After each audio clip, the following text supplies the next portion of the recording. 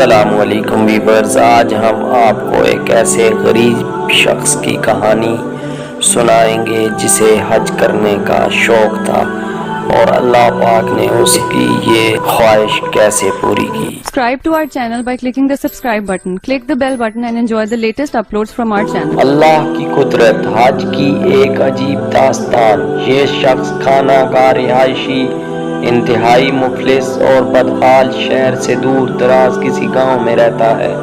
کچھ سال پہلے ایک ڈرون کیمرہ جو کسی ترکش نیوز ایجنسی کا تھا وہ اس کے گھر آ گرا۔ جب ترکش جرنلسٹ اسے ڈھونڈتے ہوئے اس کے گھر پہنچے تو وہ اسے ہاتھ میں لیے کھڑا تھا۔ انہیں دیکھتے ہی مزاحیہ انداز میں بولا، کیا تمہارے پاس اس سے بڑا نہیں ہے جو مجھے حج پر لے جائے؟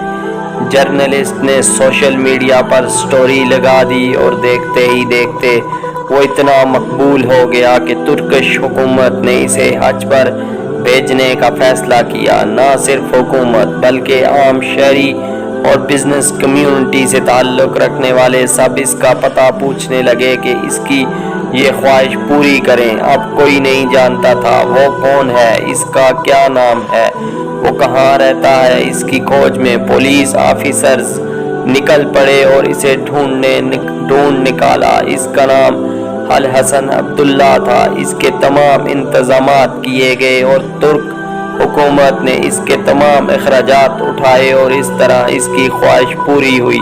دوسری تصویر میں کھڑے یہ بابا جی مناسک حج ادا کرنے کے لیے تیار۔ جب اللہ پاک وسیلہ بناتے ہیں تو اس سے کوئی فرق نہیں پڑتا آپ کے پاس مال و دولت ہے یا نہیں۔